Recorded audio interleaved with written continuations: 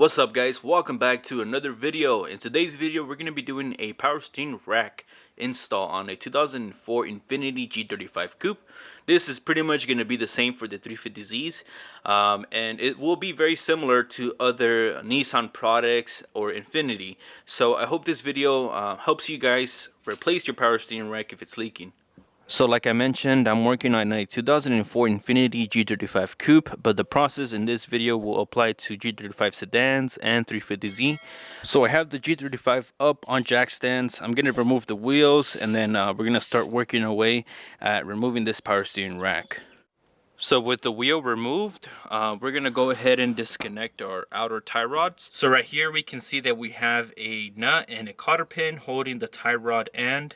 So we're going to go ahead and remove that on both sides. This is normally a 19mm nut, so you want to go ahead and break that loose.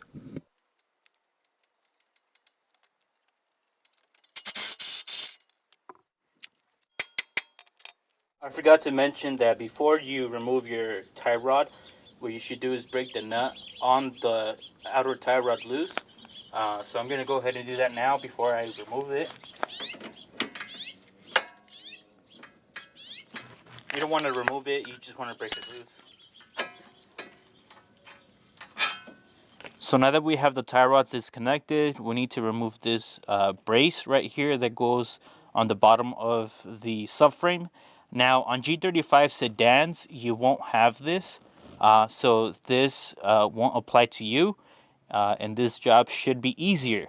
But if you have a 350Z or a G35, you will have this bracket that kind of goes the length of the subframe, and it kind of bolts up to the rear on the sides right there.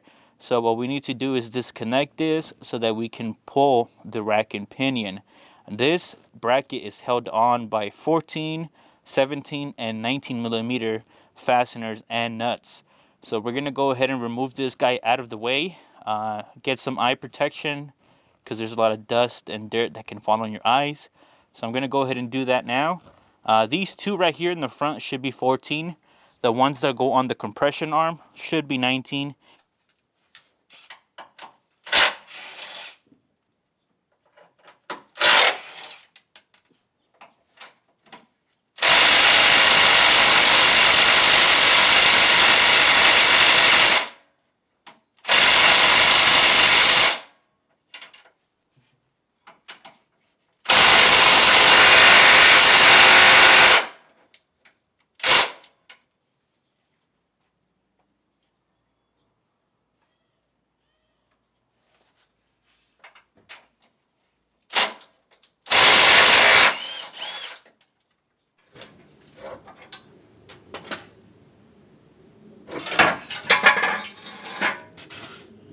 Yeah, that's why you should get safety glasses, because a whole bunch of dirt can fall on you.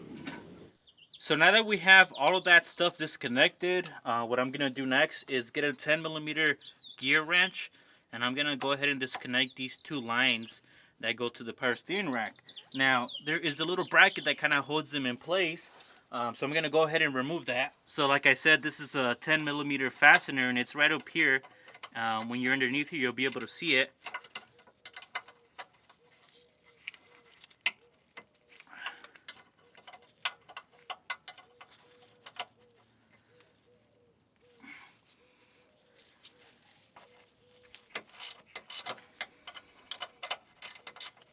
So once you get that little fastener out, the line should be a little bit more free. What I'm going to do next is I'm going to start disconnecting the lines that go to the power steering rack, which are above here. Now, if I haven't mentioned it yet, this job is going to be very messy, so get a large drip pan so that you catch all the fluid from the power steering rack. So right over here, you're going to have two hoses, the high pressure hose and the low pressure hose, which is the rubber hose. Go ahead and get a pair of pliers and remove the clamp and remove that hose. When you do that, you are going to leak a lot of power steering fluid, so make sure you have something to catch all of that so it doesn't make a mess.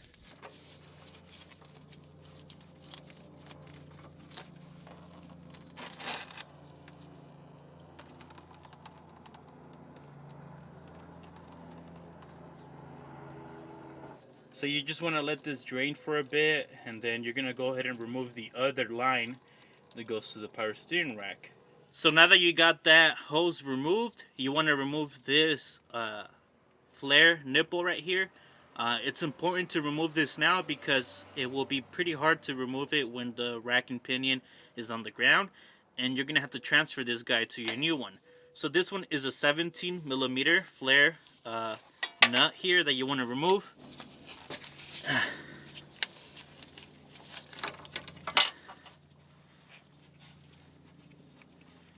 And like I said, we're gonna remove this all the way because we are gonna transfer it to our new rack and pinion. There we go. Now the hard line is a 14mm, so go ahead and do the same thing with the flare wrench and remove this connection as well.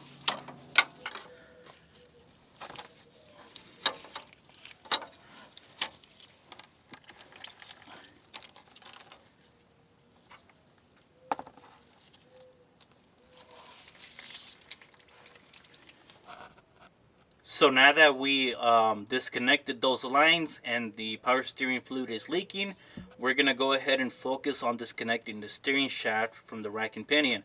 Now you can see that there is two fasteners that go through the shaft right there. The one that you want to pay attention to is the bottom one. That's the one you want to disconnect. I believe that should be a 12mm fastener if memory serves correct. I like to spray some penetrating fluid on that because sometimes it can be a little rusty. So go ahead and do that now. And like I said, I like to go inside and kind of lock my steering column in place. I'm gonna go ahead and do that now. So yeah, you just want to make sure that your steering wheel doesn't move and is centered. So I don't think I stressed how important it is to not move your steering wheel from this point on.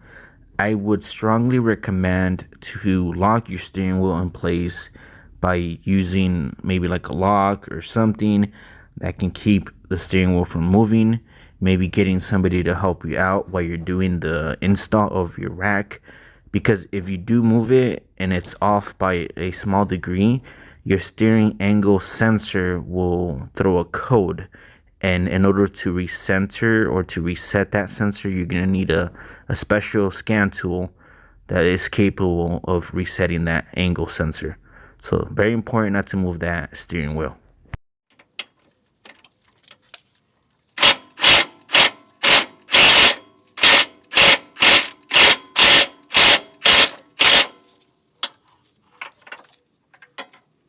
Now what you need to do is get a flathead and kind of separate the flange here where the bolt goes through so that you can wiggle this guy out.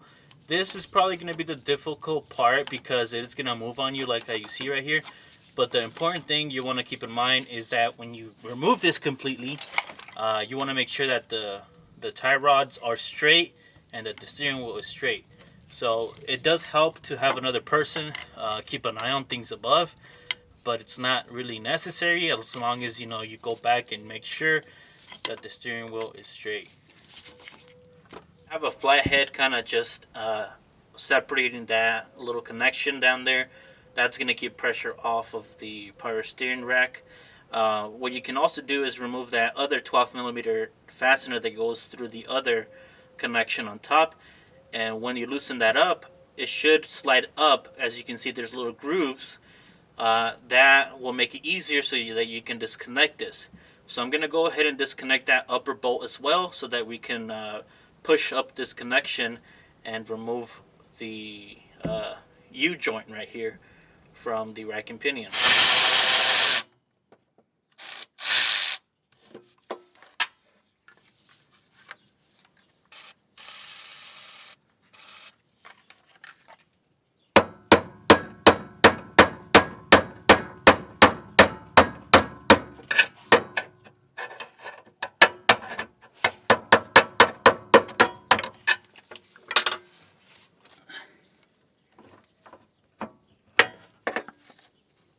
Alright, so we have the steering column disconnected from the power steering rack.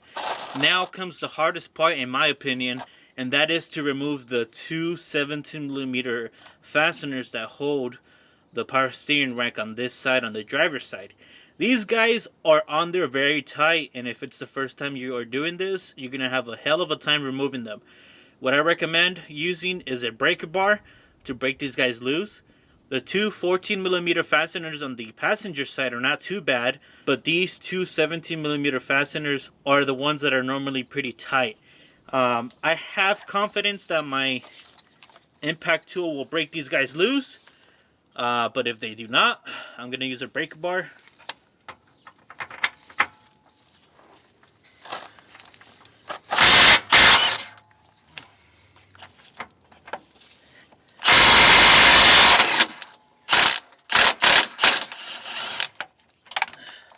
Alright, so that broke them loose, but like I said, these guys are on there pretty tight. My normal impacts can't get these guys off because they're just on there so dang tight. Now, the other two 14mm holding it on are not a problem. Those usually come out pretty easy. So I'm going to go ahead and get this power steering rack off, and we'll go ahead and install a new one.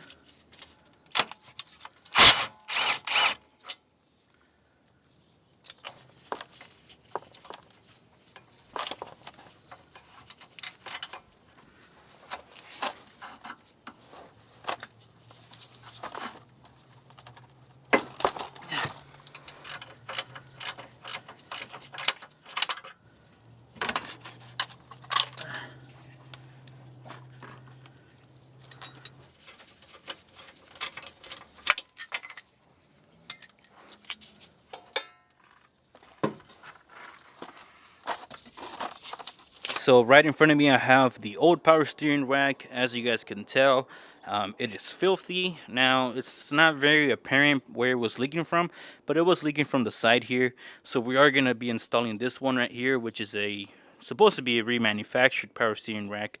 The other issue that this rack had is that it was very sloppy. It could have been an inner tie rod that was bad, or maybe the rack, or like I should say, the pinion was worn out. So instead of just kind of guessing and throwing parts at it, it's better to just replace the whole rack. So right here we have the two holes for the rack and pinion. You want to transfer your old nipple that you took out from your other rack, which is right here. And as you can tell, there is an O-ring. Your remanufactured rack should come with O-rings, so you want to go ahead and install those on here and put this back on and put it back on the vehicle. So I'm going to go ahead and do that now. So I installed the new O-ring. I'm just going to go ahead and kind of thread this back in. When I have this on the vehicle, I'm going to go ahead and fasten this down completely. Alright, so I have the power steering rack pretty much ready to go back on. As you can see, I put the bushing back on the power steering rack. Make sure that when you're putting this back on, that you guys don't rotate this shaft here, because these already come standard from the factory. So they're pretty much just ready to go back in. Don't touch that, because if you do, it's going to mess up your alignment. I'm going to go ahead and put this back on.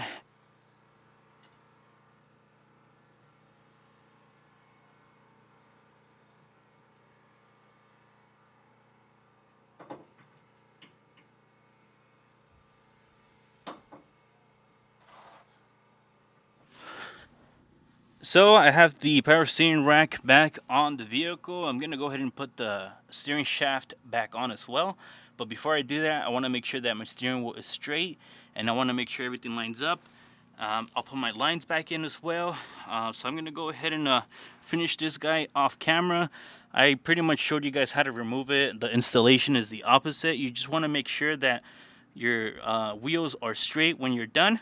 And you are going to need an alignment afterwards, so just keep that in mind. So that's going to pretty much wrap up today's video.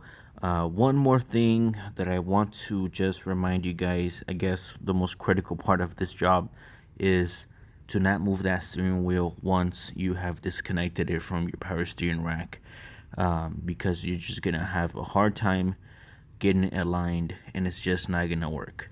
So if you guys did find this video useful, make sure to give the video a thumbs up. Consider subscribing for more repairs on Nissan 350Zs or Infiniti G35s. I'll see you guys on the next video. Peace out.